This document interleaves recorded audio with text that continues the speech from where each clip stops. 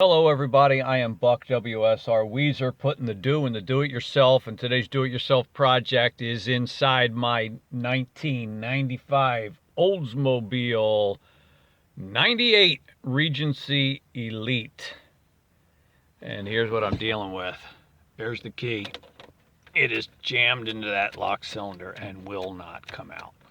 Stuck in the run position. I don't know if you've ever gotten to your destination and realized your key won't turn off, the car won't turn off. It was an intermittent problem, and eventually we got it to turn off, but now it is absolutely jammed in there, and we're going to replace that lock cylinder, which includes taking off steering wheel and all the things that precede that lock cylinder. We're also going to have to do some work with the security system. This is the key with the resistor chip inside the key. So we're either going to have to repair that or bypass it, and I've got a couple of thoughts, so we'll get to that. Our new lock cylinder hasn't come in yet, but I'm starting some of the preliminary work, and I wanted to show it to you under the hood. Disconnected the negative cable from the battery and covered it over so it doesn't accidentally make contact. And now I'm in here working under the dash. I know it looks like a mess, but we want to disable the airbag system by removing the fuses. That is a real pain to get to. You got to lay on your back and look up, and you might not even be able to see any of that. That may be the hardest challenge, but using the code here, you want to remove out the two fuses related to the airbag, which is, well, your car may be a little bit different. But this one up here, airbag / VATS, and then there was another one, airbag right here, two 10 amp fuses. So I removed that. Then I began to remove this lower panel here because I wanted better access to the wires that are coming down from the base of the steering column. And right down there, that yellow wire, we're going to disconnect that also. That is the airbag connection. It's got a green safety tab. You remove that first and then unplug the connector. And that's just part of the preliminary steps of disabling the airbag so that we can safely take apart the steering wheel once our lock cylinder arrives. So just doing some of the prelim work here.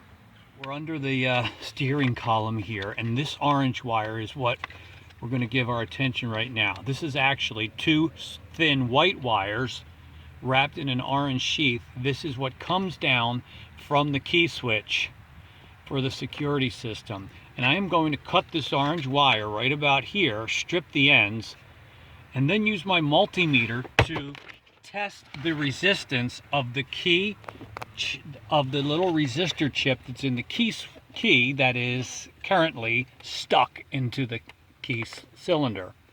It's important to get the resistance of that chip so that we can get a new key made with the right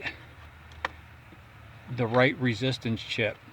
GM made 15 different chips, all with a different resistance, and you've got to have a correct reading for the resistance that your computer is looking to see when you want to start the car with the security system disabled. Now you can take your multimeter, put it on the ohm setting, and read the, boy, there's tiny. My strippers can't get those. You can, what was I saying? Now you can take the key out of the ignition, if I could do that, and just put your multimeter on the ohm setting on either side of the key pellet, the resistor pellet, and get a reading that way. I can't do that right now because it's stuck in the lock cylinder, but I can do it this way. And with that information, we'll be able to get a new key made if we decide to go that route with the correct pellet. Alternately, plan B, and a lot of people do this, they buy a resistor and put it in line on this side, and thereby a resistor of the same capacity or whatever the measurement is of your key pellet, and thereby fool the computer into thinking that you have the correct key in place. There's a lot of videos out there on YouTube about how to bypass the system, and that's one of our options, and a good one actually, because tell me, who's going to steal a 1995 Oldsmobile? Probably not too many people. All right, I'm getting my multimeter out, and we're going to see what kind of resistance reading we can get.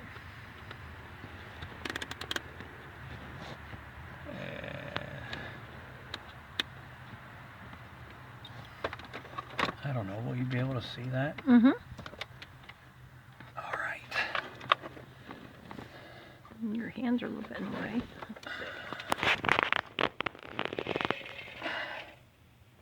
All right, so we got 0.680, 0.679. All right, we got to remember that particular number so that we can get a resistor of the same size to bypass this system when it comes time. I had another idea, a plan C, which is simply, once I get the old key cylinder out, leave the key in it, connect it anew to this side of the wires, and just leave that key in it and tuck the whole thing up under the dash. I know that sounds kind of hokey, but it's really accomplishing the very same thing as putting an inline resistor would be doing here. We're fooling the computer to make it think the right key's in place. All right, 679, 680.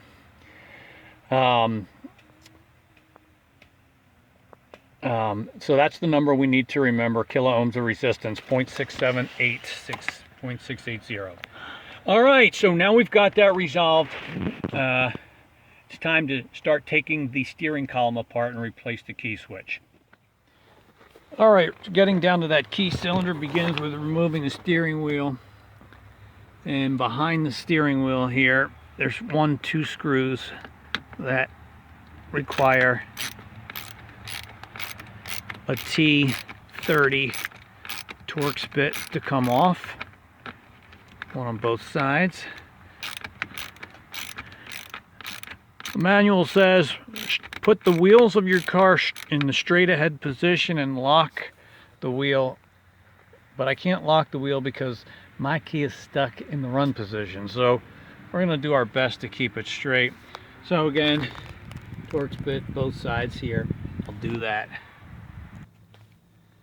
Yes, I was actually mistaken. There's 1, 2, then on the other side 3, 4. So there's actually 4 bolts that you got to take out there, screws. The screws removed, we carefully have access to the back here, and we have a number of different wires we want to disconnect. This yellow one, first and foremost, airbag, then this connector here, because there's a variety of controls built into the steering wheel: temperature, fan speed, radio. So let's go ahead, and may not be able to do it while holding the camera, but we'll do that, disconnect the wires, and then we'll carefully set this whole front airbag unit to the side. Okay, now we're next ready to remove the steering wheel with a nut that's about 21 millimeters. So that's what I'm going to use, but it's a tad tight. Tad loose. See if I can get it off with the impact. There is a notch in the shaft that corresponds to a notch in the steering wheel. Not that it's hard to tell which is up and down on this. Let's see if we can break this off.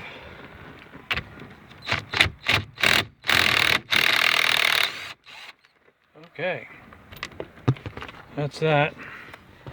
Now I've got a steering wheel puller that we'll use next, mounted here and here to get the steering wheel off. I was reading the paperwork, repair manual, it says not to screw those 2 screws in too deeply so as not to harm the coil that's down there behind it. So I'm going to set up the puller next. Hang on. All right, the puller is installed. Let's see if we can make this work here. Oh boy.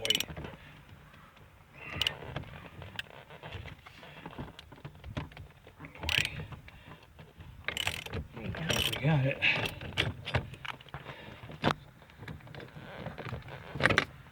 All right, that's it.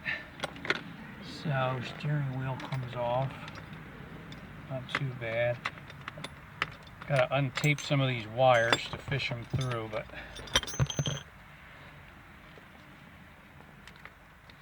maybe we can get it right like this.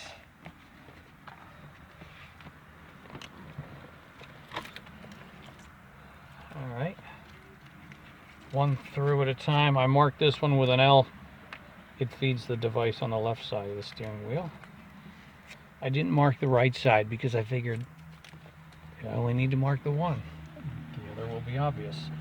Okay, steering wheel is off, and that feels pretty good.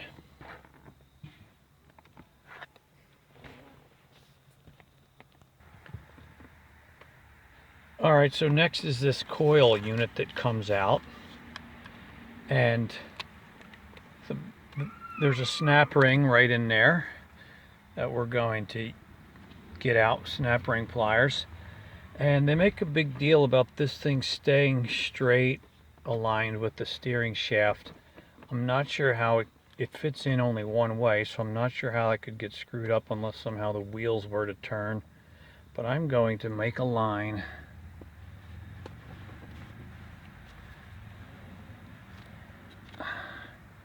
on the shaft and on the coil, and I will line those two when we reinstall, although I don't really think it's going to be an issue because I'm not going to, this only fits in one particular way, and I'm not about to turn the steering shaft in the process of doing this job. Alright, I got it off. Got a real cheap pair of snap ring pliers, but I managed to get it. So he comes off there, and this guy should pop out. Just going to let this coil hang. I don't think it's in the way right now. There's a strange curvy washer here that comes next. That guy. Parts supply there. All right, and let's see what comes next. I think what I need to do next is use the U-shaped tool to press this forward and get that snap ring that's behind there. I don't think it's actually a snap ring, but it's some kind of clip or ring that holds that in place.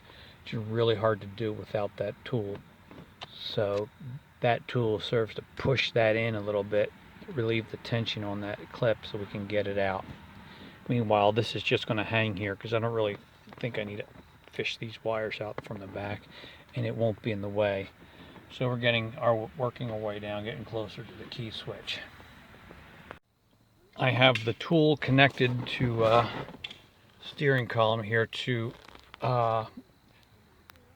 depress that pressure plate, and then there is a ring of sorts back here that needs to be pried up. So after that I should be able to remove that pressure plate, and I'll probably just need to work this here a little bit, put the camera down and try to use two hands to pry this up, but I think it's going to come out. And then I'll remove the tool and the pressure plate, and we'll be progressing.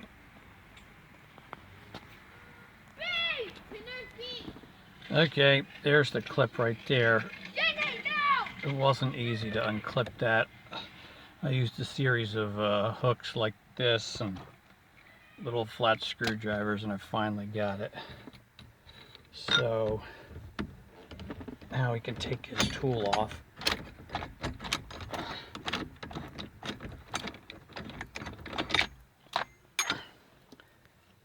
Move the clip. And see if we can pull this pressure plate out.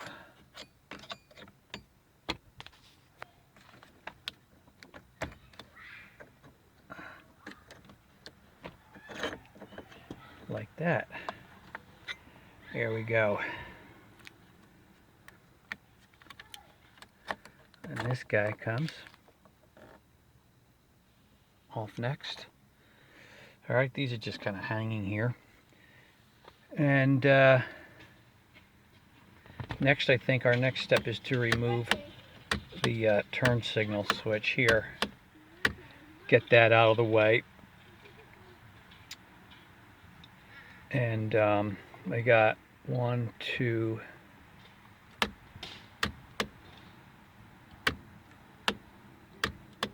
looks like 1, 2 Phillips head screws there to get that out. Well, I think actually it's this yellow is part of it. So I may need to take these off, these 2 Phillips head, and then 1, 2, 3 Phillips heads back there. And I have the hazard switch here that may also need to come out with a Phillips head screwdriver. So 2 screws take out this little piece, part of the turn signal. There's another spring on the shaft here that comes off. And now I've got 1, 2, 3 Phillips head screws to get this out. All right. So this turn signal assembly, I'm just kind of pushing out of the way. And now we have access to these wires here. That orange wire is, of course, our security system for the resistor chip in the key. And then this orange wire has a yellow clip right there that pops in to hold it in place, and I'll grab that with the needle nose and pull that out too. And then what I did down here is, I'll show you real quick, I attached a blue piece of yarn to the wire so that when I pull that wire for the key cylinder up through the steering column, that piece of yarn will serve as a fish for getting the new one down through the steering column a little bit more easily. Okay, so I got, this is a T20 Torx bit, and I got to take that out. I don't know if this one below it has to come out or this one up here. So let's start with this one.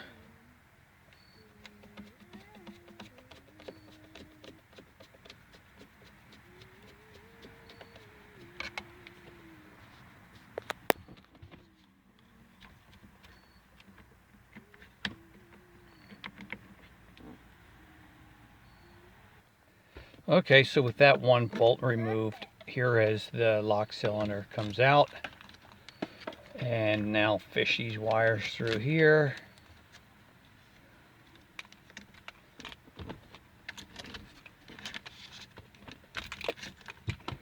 Alright, here's my blue thread for fishing the new one down, wire down through the column.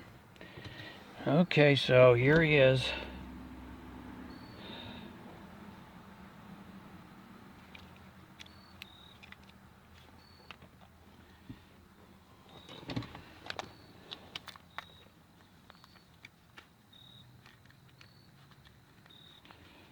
Alright, I have to see if I can get the key out. 2 hands. But I think I've verified that, locked up as it is, that really was our problem. And fortunately, I got a new one right here AC Delco genuine replacement parts. And there's the information on the part number. And I think it's about time to reverse this procedure by installing the new component. So I fished the new cylinder into place right here, and there's the new wire, and it's feeling pretty good. You can take the key out, all the positions, that feels pretty good. Now let's put it all back together. Well, it's gotten dark out, so I've got a light out here, but I think I'm about done for tonight. I've got the steering wheel back on, and the new key is there. It works in all positions, so I've got to put the airbag back on up here, and we've just been reversing the steps in removing it to put it back on, and all that remains is the airbag, and then I'll show you what I'm going to do to bypass the security system and get this thing running. But I'll probably wait till daylight. Well, all that remains is to talk you through what I decided to do to bypass the security system. I decided to go with Plan C. Plan A was to replace the key appropriately with a key with the new proper chip in it. I'm not going there. Plan B was to bypass the system by putting an inline resistor. And Plan C, which is essentially the same as Plan B, I'm taking the old key cylinder with the key stuck in it, which is of course has the chip with the right resistance, and connecting it anew to the wires for the security system. And I've got it hanging up there, wrapped in tape, tucked up there under the dash, and that's essentially the same thing as putting in a resistor chip in the line. So it's sort of a Plan B alternated slightly without having to go out and find the right resistor chip. All right, so dash here is apart. I'm going to put it back together, and we'll fire it up. Okay, we are all put back together. Let's see if it'll fire up for us. Turn signal.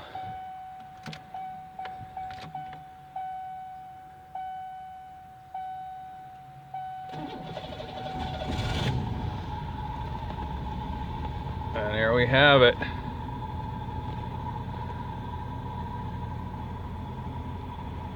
New key, new lock cylinder, bypass security system, and we're ready to roll. The Oldsmobile is back in business. Thanks for joining me on this project. Hope it's of help to you. Buck WSR Weezer. I'll see you guys on the next video. Bye.